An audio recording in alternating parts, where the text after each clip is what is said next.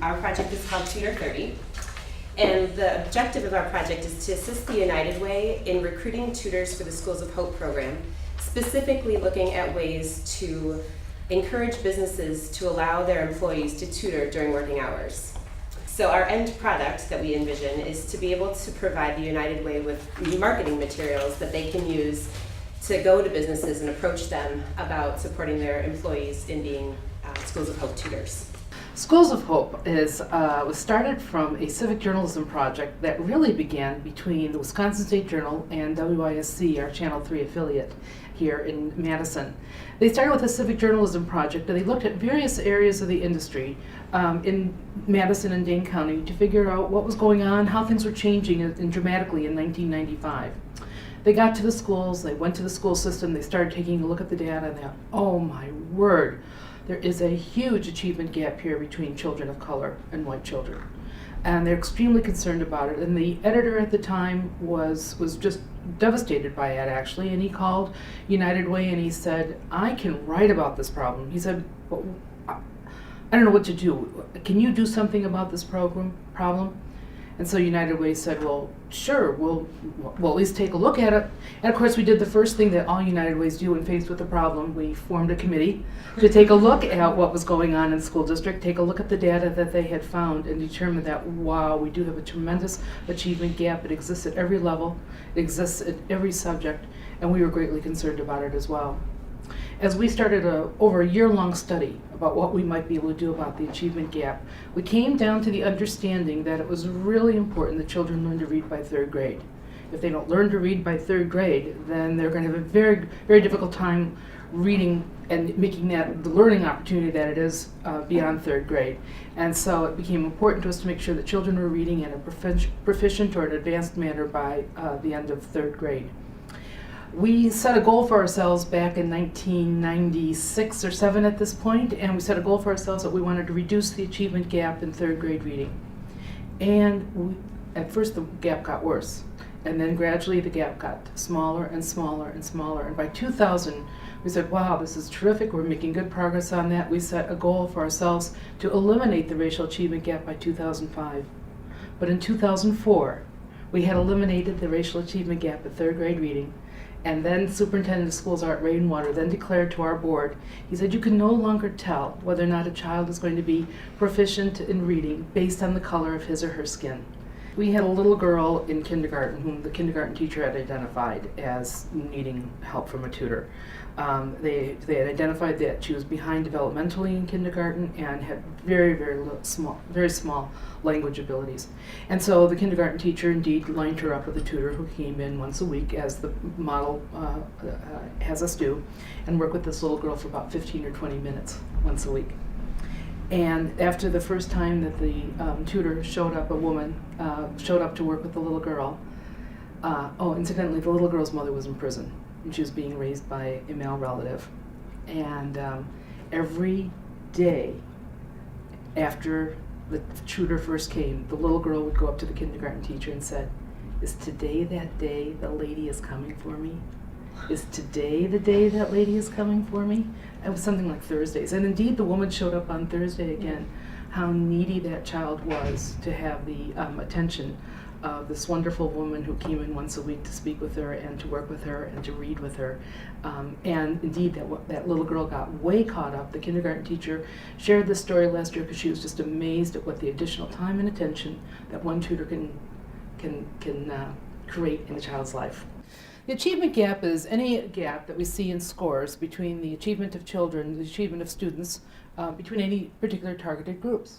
There's actually 3 achievement gaps. There's a gender gap between men and women are outperforming men. Even more women going to college is one of the things that we might talk about. But then we're also talking about the socioeconomic gap and the racial achievement gap. And United Way is particularly concerned about the racial achievement gap because we don't want to see a gap between those students of color and our white students.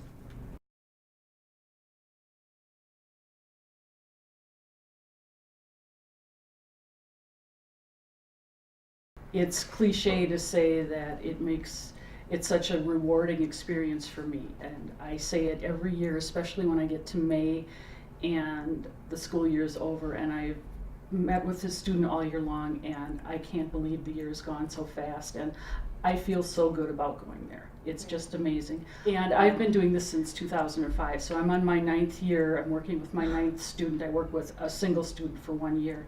And I pulled out this thank you letter, and she says, "Thank you for coming and reading with me. I had fun reading Harry Potter and working on ocean animals with you. You taught me how to stop at periods, read more clearly, and not to stop in a sentence. You helped me by putting a piece of paper under the sentence, and that way my eyes could follow along while I was reading."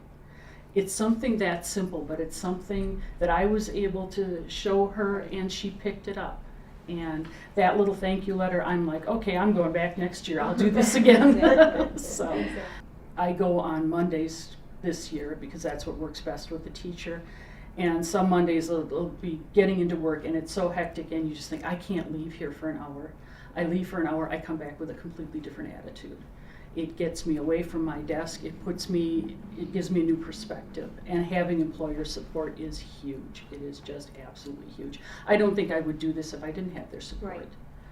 I don't see how it would be as rewarding as it is. And do any of your other coworkers tutor as well? I'm kind of the one who goes around going, you should really come to Lincoln. And that's how I got involved. A coworker said, we need an alternate today. Could you come with us? I've been going ever since. When I was in 3rd grade, my family was in some tough financial times, and there was nights when we didn't have electricity in our house because we couldn't pay the bill. I fell behind in reading, and my 3rd grade teacher, Miss Navasker, took me under her wing and spent time with me after school so that I could get caught up and stay caught up. I went to college. I now have a great career, and I work for a large company, and it's part of paying back to what was offered to me by that tutor, that mentor, that meant a lot. Fundamentally, education is what sets up a child's life, and it doesn't necessarily have to be a socioeconomically disadvantaged child that needs this. My son in 3rd grade couldn't read at the 3rd grade level, and despite me reading with him, it wasn't until a tutor came in and really he saw that somebody else saw that he was important, and that's really when he learned to read. And as an aside, it was an American Girl book. He loved American Girl, and once he found something that he liked, that's when he learned how to read. So yeah, Tutor 30 to me is it's less about even the tutoring as it is about consistent, stable environment with a child for 30 minutes a week. I think about the times where I'm distracted with things outside of work and how difficult that is for me to concentrate and get things done. And I think about these kids, and we talk about the socioeconomic issues and free and reduced lunch and all the things I've got working against their just ability to concentrate on learning. And if I can provide 30 minutes of stability for them to reach them on a relationship level, maybe that helps them learn a little bit, and maybe that gives them a stable relationship that they can build on into the future.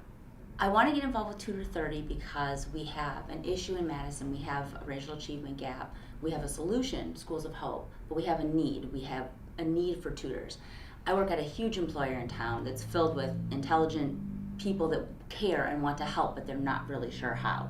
So Tutor 30 helps bridge that gap between Schools of Hope and a base of volunteers who can help and who can ultimately work to make a better community.